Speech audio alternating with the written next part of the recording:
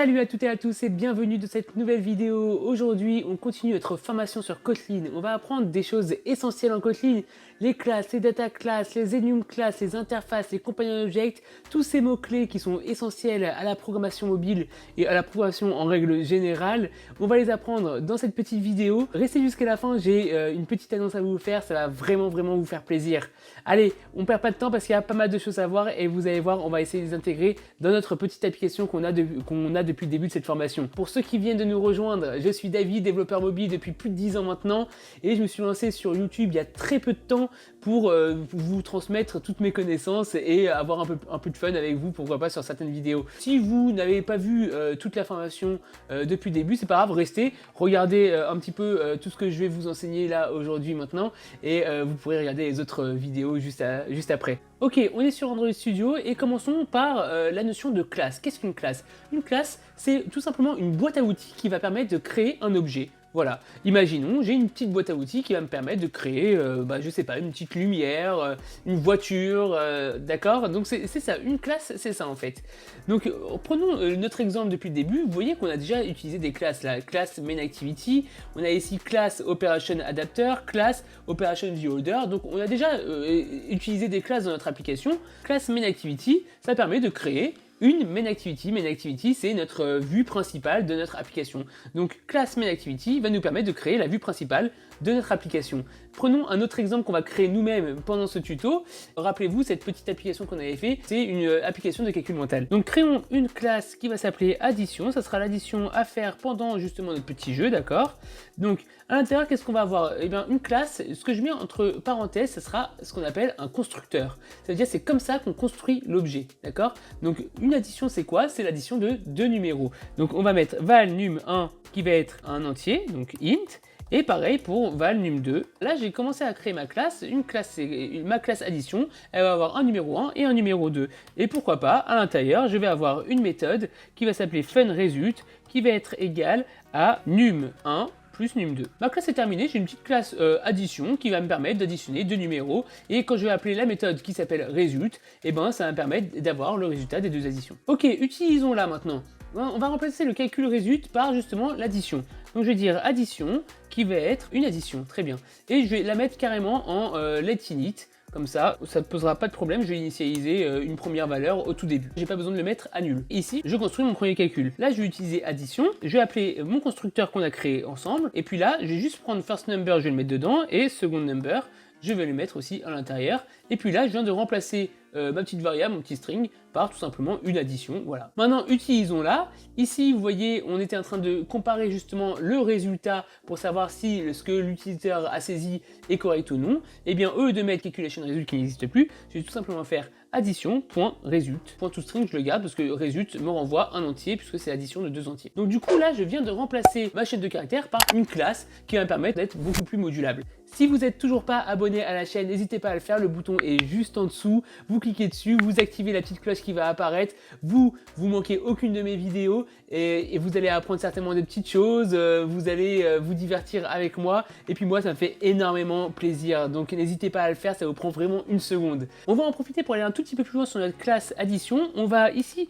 mettre une méthode toString qui existe déjà dans toutes les classes. Donc pour pouvoir réécrire cette méthode qui existe par défaut dans toutes les classes, on écrit override. Override juste avant fun, vous voyez, j'écris override, ce qui permet de réécrire la méthode. Pas utiliser la méthode par défaut d'une classe, mais réécrire cette méthode toString qui va permettre tout simplement d'afficher justement une chaîne de caractères plutôt qu'un objet. Très bien, donc dedans, ce qu'on va écrire c'est num1 plus num2, et puis là j'ai une petite chaîne de caractères pour afficher mon addition. Et bien on va l'utiliser juste là, quand je le rajoute dans ma liste, j'ai mainTitle.text.toString, et ben je vais pas écrire ça, je vais écrire addition.toString. Et d'ailleurs je peux même enlever carrément tout, je laisse juste addition.toString, et si je retourne ici, je peux aussi rajouter égal à $result. On va tester ça tout de suite sur l'émulateur ce que ça donne, on va voir qu'on n'a rien cassé. Ok, on y est, on a first calcul 64 plus 15, ce qui fait 79, donc on va taper 79, on valide, Et puis là, vous voyez, j'ai pas first calcul juste devant. Avant, si vous avez vu mes anciens tutoriels, ici on écrivait first calcul est égal à 64 plus 15 qui est égal à 79. Là, j'ai directement affiché ce que j'ai ici dans le toString. Donc num1 plus num2 est égal à 79. Voilà, en tout cas, vous avez compris, une classe, c'est une boîte à outils qui permet de créer justement un objet. Ok, maintenant, voyons la notion de data class. Eh bien, ici, ça va être assez simple parce que notre classe qui est là, en réalité, on peut la transformer en data class. Regardez, j'ai fait data class, je rajoute juste data devant, et puis ça fonctionne, tout va très bien. Qu'est-ce que c'est la différence entre une classe et une data class? Une data class, c'est simplement une classe qui peut être modélisée. Par exemple, un utilisateur, eh ben, il a un genre, il a une taille, il a des yeux bleus, des cheveux de telle couleur. Je peux le modéliser. D'accord? Donc, ce ne sera pas une classe, mais plutôt une data class. On peut aussi laisser classe, hein, si vraiment ça vous gêne cette notion de data class, on peut aussi laisser classe. La seule différence, c'est qu'une data class va coder pour vous des méthodes. Par exemple, la méthode equal, eh ben, elle est déjà implémentée pour vous. Donc, ça va vous implémenter tout un tas de choses derrière qui va vous permettre de coder le moins de choses possible. Donc, une data class par rapport à une classe, c'est quelque chose qui est modélisable. Par exemple, ici, si je prends l'exemple du main activity et que j'essaye de mettre data devant, ce n'est pas une data class parce que dans mon constructeur, je n'ai strictement rien. Une data class doit avoir justement des paramètres pour être modélisée, d'accord? Si elle n'a pas de paramètres dans son constructeur juste là, eh ben ce n'est pas une data class. Vous savez maintenant ce que c'est qu'une data class, passons maintenant à l'interface. On va en créer une juste là, c'est un template qui va forcer une classe à implémenter des méthodes. Imaginons justement juste là que j'ai une interface qui va s'appeler operation et dans mon interface, je vais simplement avoir une méthode qui s'appelle funResult. Voilà, qui va forcer tous ceux qui vont implémenter une opération à avoir une méthode qui s'appelle result. Par exemple, là, j'ai addition, je mets 2 points opération, ça veut dire que addition et 2 points, c'est étant en réalité, mais on peut le traduire par et. Addition est une opération, eh bien, vous voyez, result est écrit en rouge. Si je l'enlève carrément, vous allez voir que là, je vais avoir une erreur. Il va me dire quoi si je regarde dessus? Implement member, il va me dire il faut que j'implémente result parce que j'ai tant d'une opération. Donc je lui dis ok vas-y implémente-moi result et puis là on va l'implémenter, on l'avait déjà fait, hein. Ça va faire return num1 plus num2. Là deux façons d'écrire en Kotlin, soit on ouvre les accolades, on fait return à l'intérieur, soit comme je l'avais fait tout à l'heure, on fait directement égal et on enlève tout ça, ça fait en une ligne, c'est très rapide donc c'est cool. Donc voilà, ça permet de créer un template pour forcer le développeur justement à coder certaines méthodes. Ok, on va en profiter pour créer, voilà, justement, et maintenant qu'on a une interface, une deuxième classe ici, qui va étendre aussi l'opération, ce sera une soustraction, subtraction, ok. Eh bien, écoutez, c'est la même chose qu'une addition, sauf que là, j'ai un moins juste là, d'accord? Eh bien, on va en profiter, on va le faire, et ici, on va en profiter aussi, on va écrire une méthode qui va nous renvoyer le template de l'opération. Donc, get operation template, par exemple. J'ai mes deux classes qui sont en dessous qui m'affichent que, du coup, je n'ai pas implémenté cette méthode qui va retourner une chaîne de caractères. Je fais option entrée, il va me mettre implement abstract function. Je lui dis ok, vas-y, implémente-la moi sur les deux, addition et soustraction, et puis là j'ai juste à les remplir. Donc du coup ici ça va être égal à $num1 et en haut ça va être alors je me suis trompé, hein, c'est l'inverse mais c'est pas très grave. Ici c'est num1 plus num2, je vais y arriver, et puis là c'est moins num2, num1 moins num2. Ok, et ça va me permettre d'afficher ici dans Generate Calculation, hop, à la place de mettre tout ce blabla qu'on avait mis pour apprendre les fonctions, et ben je vais mettre addition.get operation template. Et le préfixe, je n'en ai plus besoin, remove préfixe. Voilà, j'ai maintenant des soustractions et des additions. Pour le moment les soustractions on l'a pas utilisé mais on va le faire tout de suite pour apprendre justement ce qu'est un companion object. Eh bien, un companion object, ça vous permet d'utiliser des méthodes qui sont dans vos classes ou dans vos interfaces, mais de manière statique, c'est-à-dire on n'a pas besoin de créer l'objet. Prenons un exemple, je vais aller dans l'interface opération ici et je vais mettre companion object, je vais ouvrir et je vais mettre fun generate operation. Et cette méthode là va me générer une nouvelle opération, donc ça va me retourner une opération, donc l'interface, donc soit une addition, soit une soustraction. Et à l'intérieur, qu'est-ce qu'on va faire? On va faire if, on va prendre un chiffre random entre les 0 et 100, on va prendre le modulo 2 est égal à 0, donc si le chiffre random que j'ai récupéré et pair, voilà, modulo 2, si ça retourne 0, ça veut dire que c'est pair, d'accord? Si c'est pair, et ben je vais dire que je vais retourner une addition avec deux numéros random, sinon ça sera une soustraction. On va un petit peu optimiser tout ça. Ici j'ai un petit warning, mais de rien du tout, on peut quand même compiler, qui me dit, écoutez, les deux retournent quelque chose, et ben je peux très bien en Kotlin enlever ce return qui est là, le mettre devant le if, et enlever les deux returns, tac. Et puis là, vous voyez, j'ai plus de warning, j'ai plus rien. Et puis là, ça retourne quoi qu'il arrive quelque chose, soit une addition, soit une soustraction, ça revient exactement au même. On va aussi un petit peu optimiser, puisque là, on a plein de numéros random. On peut aussi faire un truc comme ça. Replace all, tac. Num1, ça sera ça. Et num2, on va en créer un autre. On va réutiliser les mêmes num1 et num2, ça nous évitera, voilà, ça fera un code un peu plus propre. Maintenant, comment on appelle generate operation? Quand je vais créer une addition ou une opération, et ben eux de faire comme ça, je vais faire opération, point, et puis là, je peux appeler directement generate operation, vous voyez. Donc là, j'ai un warning, c'est normal, parce qu'il s'attendait à une addition, et il a une opération. Une opération, c'est pas forcément une addition, ça peut être aussi une soustraction.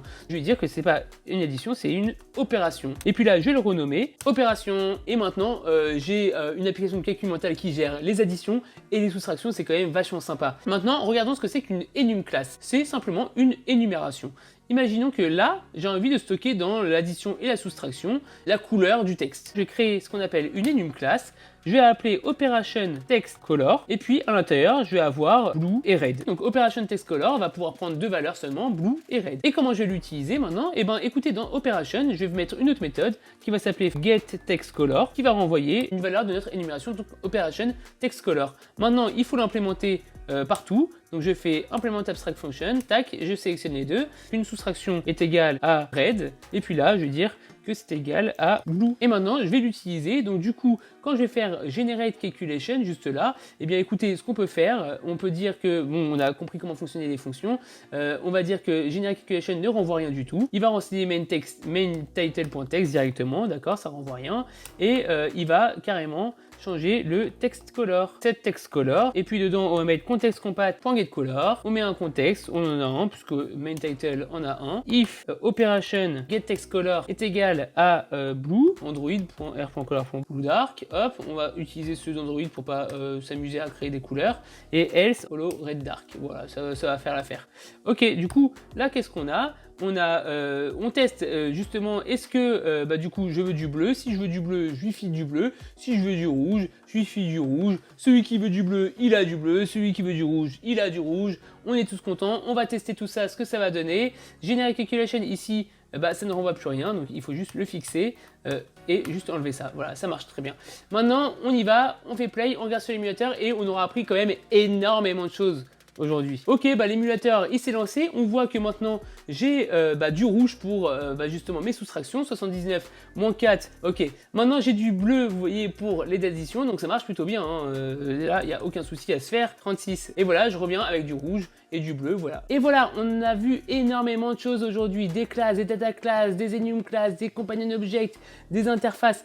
Voilà, il y a eu énormément de choses, énormément de notions, c'est vrai. Donc prenez le temps de votre côté à vous entraîner, à créer d'autres classes. Par exemple, là j'ai mis des additions, des soustractions. Vous pouvez aussi essayer de rajouter par exemple des multiplications, des divisions. Allez-y, vous pouvez vous entraîner chez vous. J'espère que cette vidéo vous a plu. Si c'est le cas, n'hésitez pas à mettre un pouce bleu. J'ai une petite annonce à vous faire, je vais pas oublier, ne vous inquiétez pas. Mais tout d'abord, ceux qui ne sont pas abonnés, n'hésitez pas à le faire. Le petit bouton, il est juste en dessous, c'est un petit bouton rouge s'abonner. Vous cliquez dessus, juste à côté, il y a une petite cloche qui va apparaître. Cliquez aussi sur la cloche. Ça vous permet à vous tout simplement d'être alerté dès que j'ai une vidéo qui sort et comme ça c'est pas la dernière fois que vous voyez ce magnifique visage et moi ça me fait énormément plaisir, vraiment.